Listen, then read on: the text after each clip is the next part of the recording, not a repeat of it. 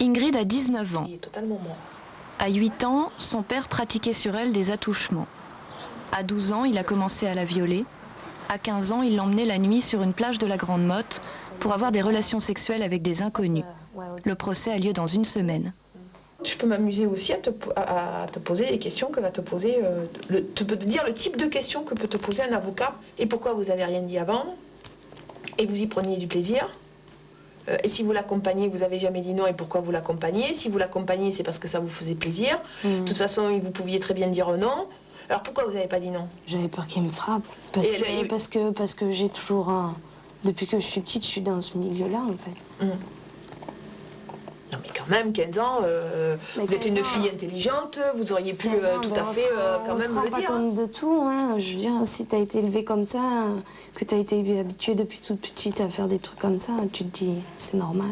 Ça m'arriverait maintenant, oui, je me laisserais pas faire, parce que je sais pas, je réfléchis, je me dis que normalement ça doit pas exister, mais quand t'es élevée dans un milieu comme ça, ben... Tu peux pas savoir. Il est évident, en lisant les dossiers, que si vous avez porté plainte contre votre père, c'était parce qu'il vous empêchait de sortir avec votre petit copain. Et qu'en fait, la motivation de votre plainte, c'est le fait que vous n'aviez pas le droit de faire ce que vous voulez.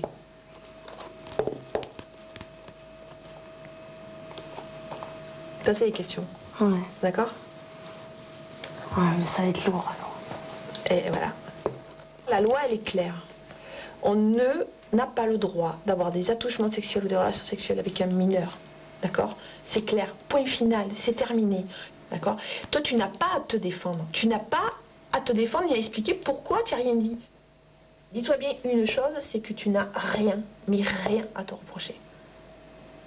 Jamais. Il n'y a que lui. Ça vous fait peur, ce procès? Non. Non, non. Je suis préparée. Je suis prête. Depuis le temps, ça fait 3 ans. Je suis prête. Après, au moins, je serai tranquille.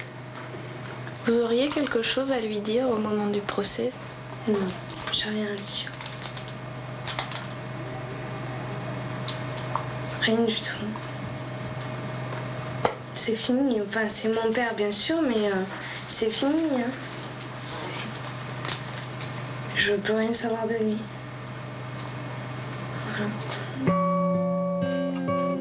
Moi, je veux que vite que l'affaire soit réglée, que ce soit fini, et puis voilà. Hein. Après, je fais ma vie, et puis je laisse tout ça derrière. Elle part livrer sa dernière bataille judiciaire. Dans le palais de justice aux allures de forteresse, elle va affronter son père. Moi, oui. Petit changement de look pour l'occasion, Ingrid est devenue blonde.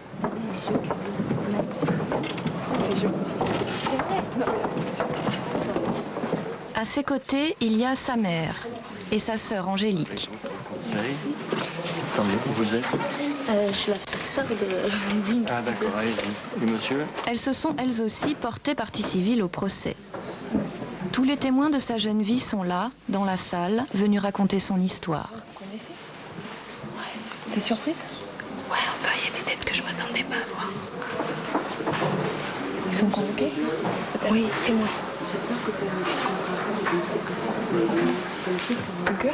En face, dans le box, son père qu'elle n'a pas vu depuis 3 ans. Oh là là, comme il a changé. J'aurais pas reconnu, il a maigri.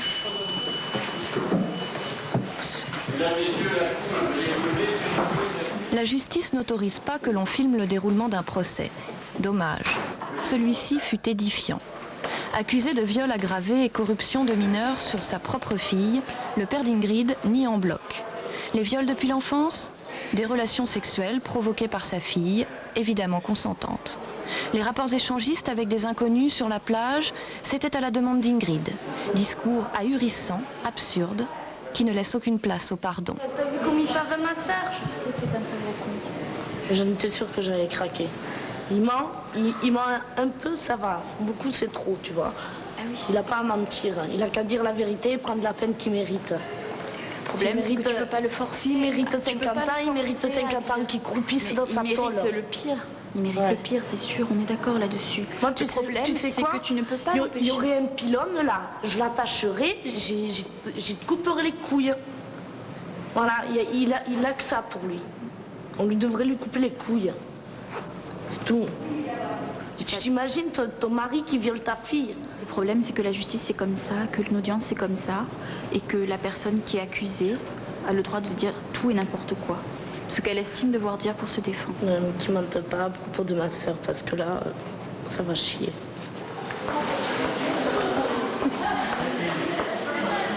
Moi j'étais énervée sur la barre, je voulais aller le frapper. Ça m'énerve trop. Hein. Mais le juge, j'ai l'impression que des fois il doute. Il sait son boulot, il sait à charge, à décharge. Il ne doit pas donner l'impression qu'il prend ton parti ni celui de ton père. Il doit avoir cette espèce de rôle neutre. C'est pour ça qu'il te dit si vous êtes victime, si... À un moment, quand Angélique s'est... des questions un peu compliquées quand même. Quand Angélique s'est énervée, là j'étais énervée, je voulais le frapper. Mais oui, mais le problème de la cour d'assises, c'est que quelque part, on va remettre encore en cause, en doute vos paroles, on va vous remettre et machin, et pourquoi vous l'avez pas dit avant. Je vais le remettre un peu à sa place, là, le Jean-Michel, là. Non, attendez, je vais vous dire une chose. Je vais le remettre un peu Ingrid, à sa place. elle disait la même chose, elle disait... Non, mais moi, je vais... Non, mais attendez, il y a une chose qu'il faut que vous ayez conscience, d'accord? C'est qu'Ingrid, elle m'a dit, je vais y aller, je vais le bouffer. Quand on est à la barre et qu'on a tous ces gens-là en face... J'ai la haine, là. Ça fait peur, je vous jure que ça fait peur. Ah, mais je vais pas avoir peur, là. Difficile combat que celui qui doit voir éclater la vérité. Pour l'arbitrer, le jury ne peut guère s'appuyer sur des preuves matérielles. Alors tout l'enjeu est de mettre à nu l'être humain. Aux assises où les jurés n'ont pas accès au dossier écrit, chaque mot, chaque geste est observé à la loupe. C'est malheureusement souvent la parole de l'un contre la parole de l'autre. Cela étant, pour être sincère, je dirais que dans nombre d'affaires, il n'y a presque pas photo, si je peux dire, parce que dans nombre d'affaires, il suffit de confronter l'accusé et la victime. Ce qu'on peut remarquer, qui frappe toujours bien sûr les jurés et les magistrats, c'est la froideur apparente de l'accusé. On voit qu'il évite le regard, ou bien qu'il veut expliquer au président ou au juré que, ma foi, c'était pas possible à cette heure-là, ou que la couleur de tel élément n'était pas celle que dit la victime. Bref, qu'il ergote, qu'il rationalise sur des détails, mais qu'il ne va pas à l'essentiel. Un père arlésien est accusé d'avoir abusé de sa fille depuis l'âge de 8 ans jusqu'à la prostituer sur des lieux de rencontre fréquentés par les couples échangistes. Il se contente de parler d'une erreur ou d'une bêtise. Le président Fayolle le coupe. Non, juridiquement, cela s'appelle un crime. L'accusé évoque un câlin, pas sexuel. S'il l'a fait, c'est uniquement à la demande de sa fille, forcément. Ça fait bizarre, hein? C'est toute mon histoire, en fait. Je sais pas. Pourtant, tu as eu envie que cette histoire elle soit rendue publique puisque tu n'as pas demandé que le procès soit à huis clos. Mais parce qu'en fait, je voulais essayer d'aider les autres ou que les autres comprennent mon histoire. C'est pas une honte d'être violée par son père. Et c'est ce que je veux faire comprendre aux autres si ça arrive à des filles. Et que... il faut... Comment expliquer? Faut qu'elles aient pas... Faut pas qu'elles aient peur. Faut pas qu'elles aient peur. Faut qu'elles soient fortes elles aussi et que... Comme quoi, ça va bien. Voilà. Étonnante Ingrid, reconnaître ses erreurs, le père, lui, en sera incapable. Jusqu'au bout, il plaidera non coupable. Dans sa logique à lui, son seul crime est d'avoir cédé aux avances de sa fille. J'aurais aimé qu'il avoue et qu'il dise oui, ma fille, ou oui, c'est vrai, j'ai menti, excusez-moi pour tout le mal que je vous ai fait. Non, il a préféré nier et ça m'a vraiment énervée. Je pense que j'ai envie qu'ils prennent de la prison, en fait, qu'en prison, ils comprennent que ce qu'il a fait, c'était dur quand même. Hein.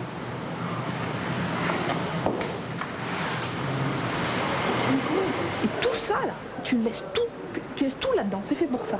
T'as vu, il y a des trous sous les dents, tu laisses tout là-bas. D'accord? Et puis tu regardes vers là-bas et jamais plus vers ici. Ta vie, elle est là-bas.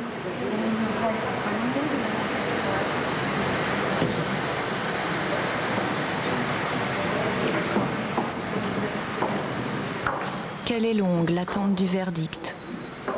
Il aura fallu 2 heures de délibéré au jury pour se déterminer. À 22h15, enfin, la sentence tombe.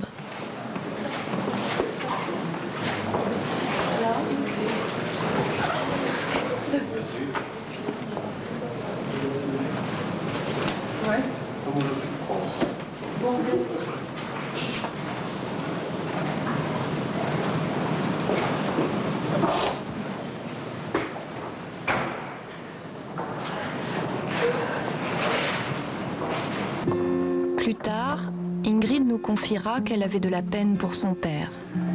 Cet homme qui appartient désormais à son passé. Cet homme condamné à 13 ans de prison sans un mot, sans un regard pour sa fille. Les violeurs demandent rarement pardon.